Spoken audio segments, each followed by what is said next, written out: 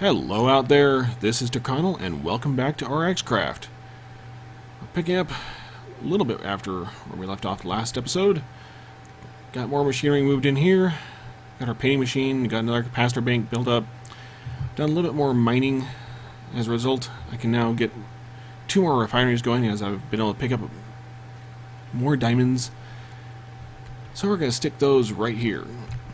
Shove these out, and part of today is going to be rearranging this section, hide some of these conduits, and to that, see how much time is left, and maybe we can go on to working on the spider farm. So let's get to it. Alright, so we have the 2 new refineries up and built. So we're going to plop one right there. Take that one and stick it right here. And make sure that these guys are actually going in the right direction.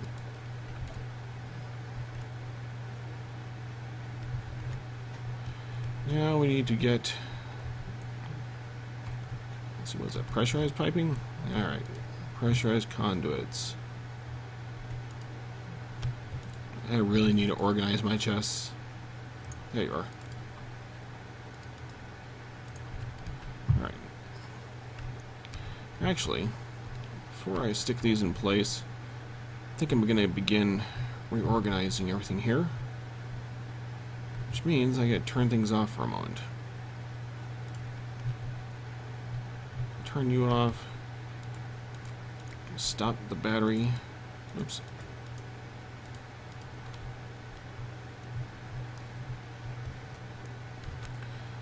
Now I gotta wait for everything to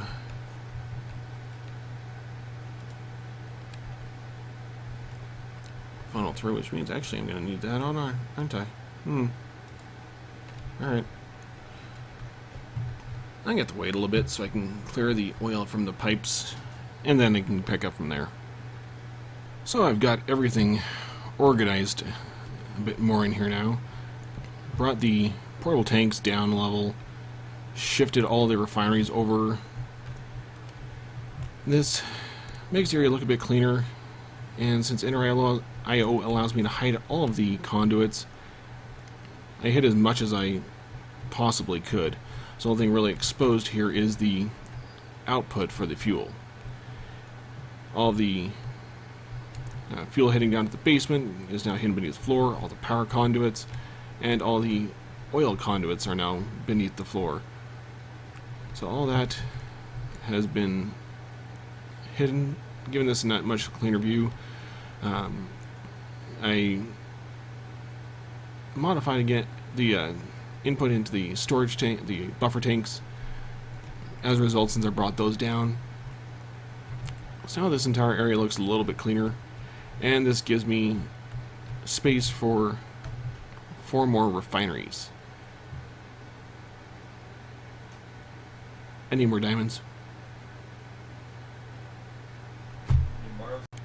So I realized after my most recent foray into my basement and lower mine that I had gotten a lot more diamonds than I thought I did, and I was able to make 2 more refineries to plug into the works. So now I've got a grand total of 10 going. Let's see if it's possible to overload our combined storage. Might be.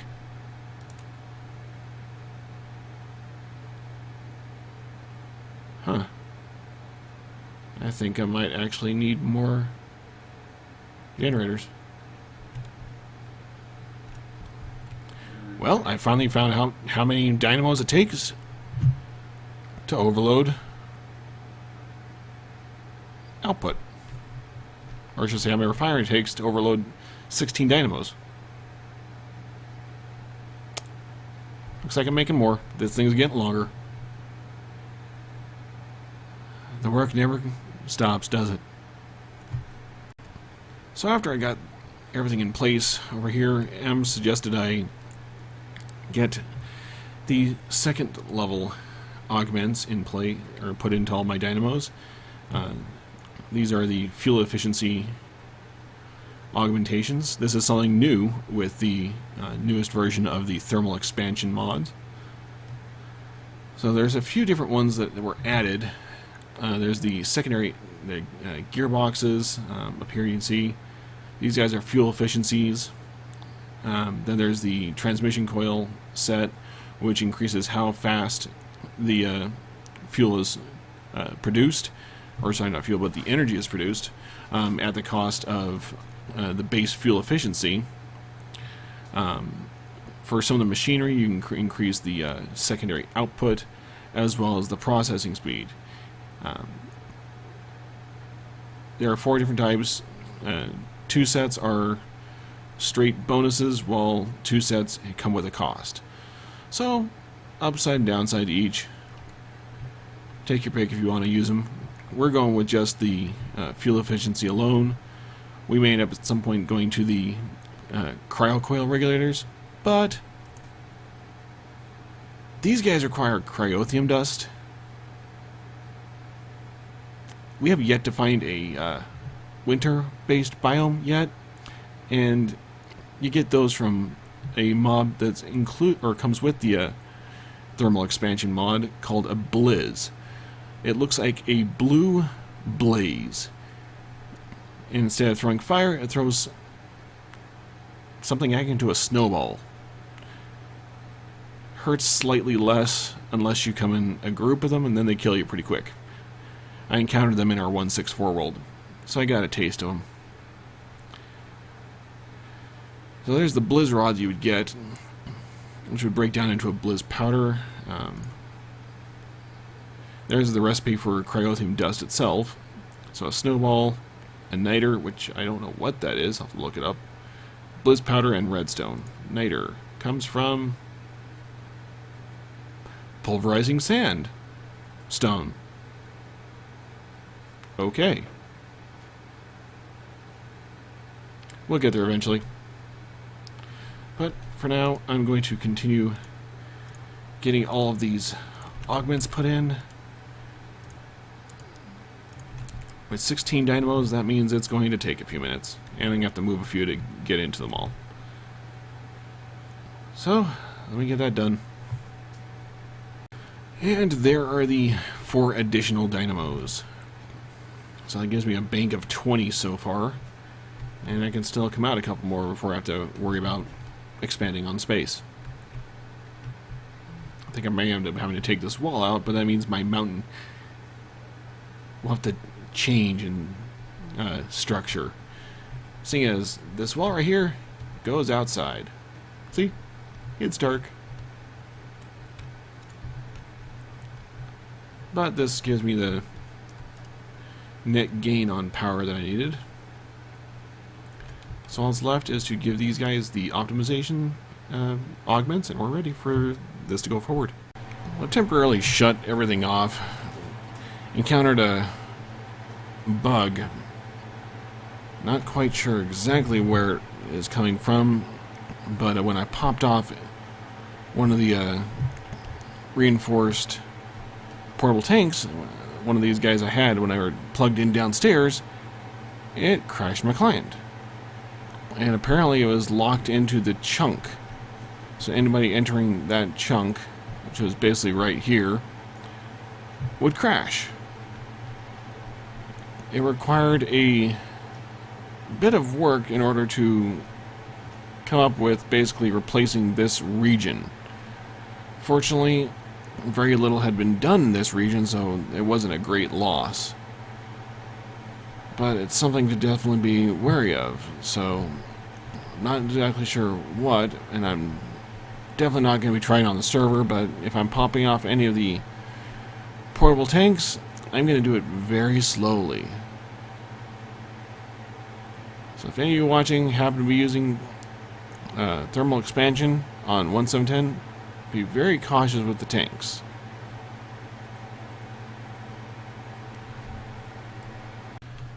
So this is the next day after our little fiasco dealing with the server yesterday, and I realized when I got in today that the oil tanks were dry. So I came out to the well to take a look. Nothing was showing up in the ender tank, and the well looks dry. We're going to the bottom. sure enough, this is the bottom of the well, and it is dry. A lot smaller than I thought it would be.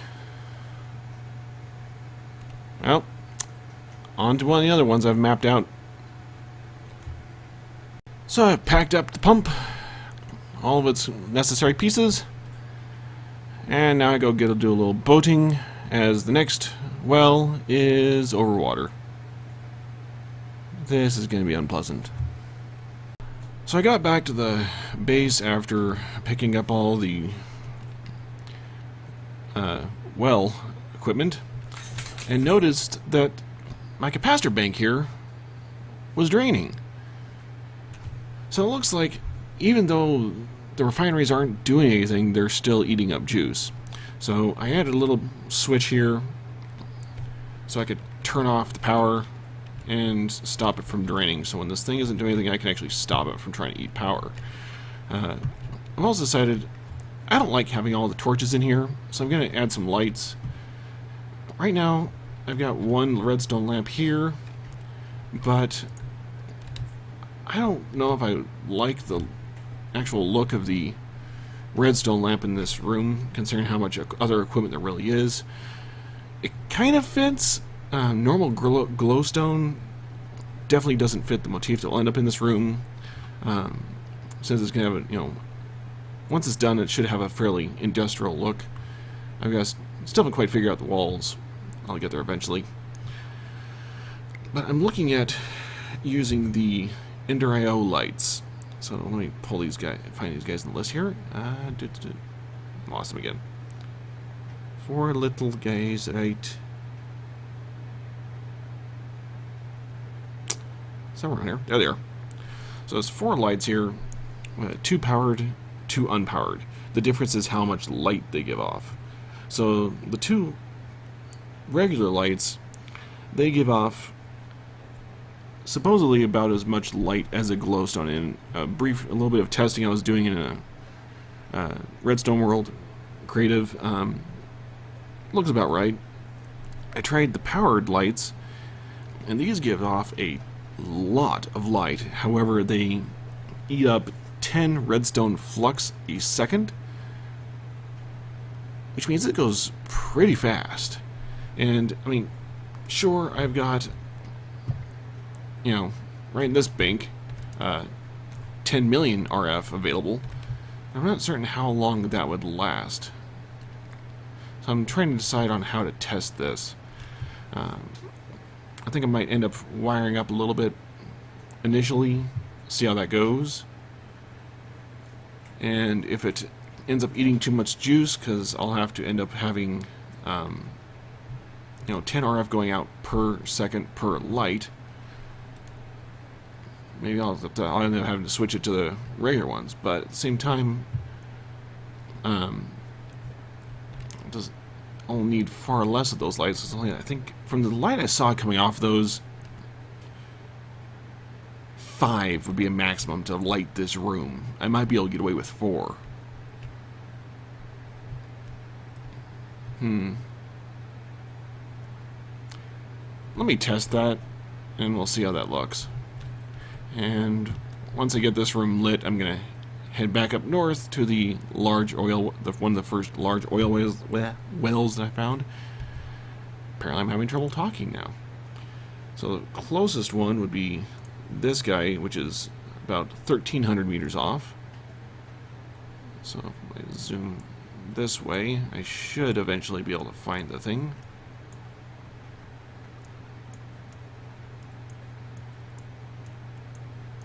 Oh, there it is.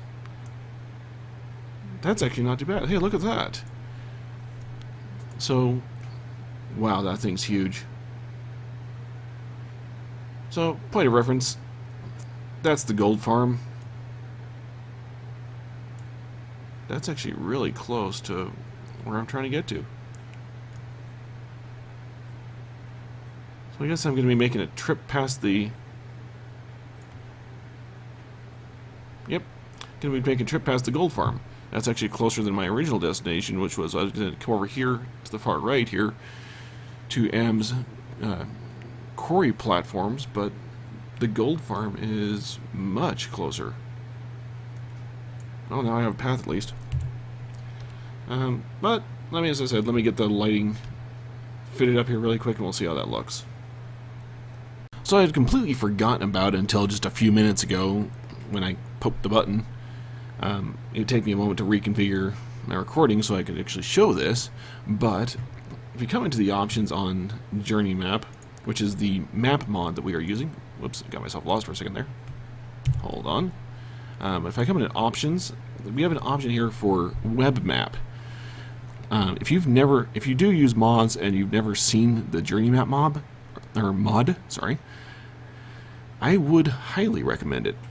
What this will do is it will open a copy of your map in your default web browser, and it is using in the Google Maps API in order for you to move around the map. So it is a very easy map to use. Allows you to, if you have multiple monitors like I am playing with, I have now the map up on one screen and the game in the other, so I can now see exactly where I am at all times. And like a Google map, you can zoom in and zoom out. It has about 5. How many ticks is this? 1, 2, 3, 4. So it can go in 5 ticks at maximum, and then it starts showing apparently mobs. And it looks like this may be almost updated on the fly. Yeah, there's a zombie in my base someplace. Anyhow, as I said, yeah, there's a little map recommendation. But back to where I was. I have the one light all wired up now. You can see it there. This, as I said, is the powered light. So it's a little bit more expensive than just one of the simple lights. If I go into here and pull up the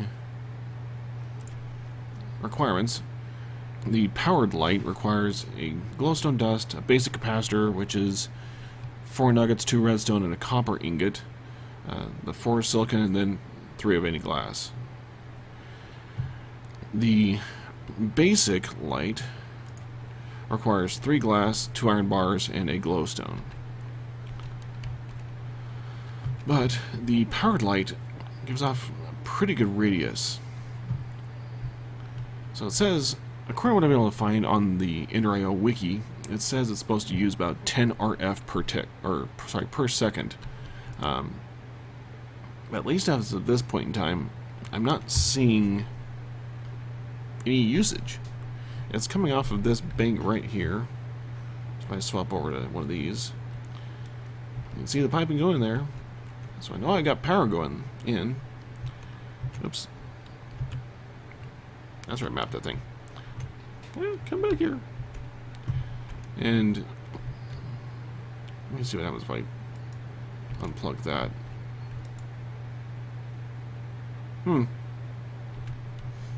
Nope, I don't know why the power isn't showing it. So it's plugged in, so maybe that's a bug or something. I don't know.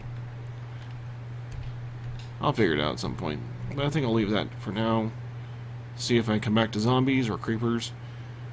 And in the meantime, I can go and get the new platform set up, which means I need to find my obsidian box, which is right there. And head on off to the new little site. I see that Am has been busy. Oh yeah, he's been busy. Well, test out his new tracks. Heading back up to the gold farm as I'm about to run out of gold. And we should have quite a bit up at the top here, so he's doing fun with powered rails.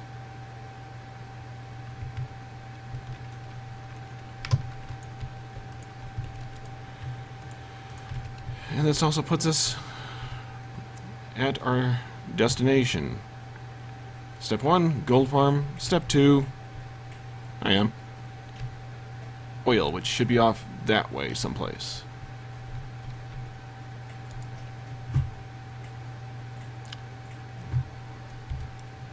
Yeah, we're good on gold. Grab a couple of these and I'll be set for life.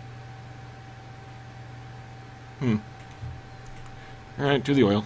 And here it is, the next oil well. Over a little river. Well, guess I better get the platform erected.